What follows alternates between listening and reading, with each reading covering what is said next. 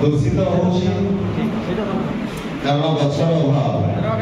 वर्षा कमी जाउछि कारण गछर अभाव खराब ताती बढ़ुछि कारण गछर अभाव जहाँ को वर्तमान ओडिशा ट्री मैन भाबरे परिचित करि सरिछि अनुरोध विजय सरबल जोगी मंच को बसिया भाई ट्री मैन विजय सर उत्तम पुष्पगुच्छ एवं एक सुंदर चाला भी सम्मानित आमे बड़ किसी जिनस नत किंतु आपण मानकर गोटे गोटे वर्ष आगामी काले ओडिशा को घंच चंदन जमी जल जीवन वर्तमान दुख ही आम जीवन साजुची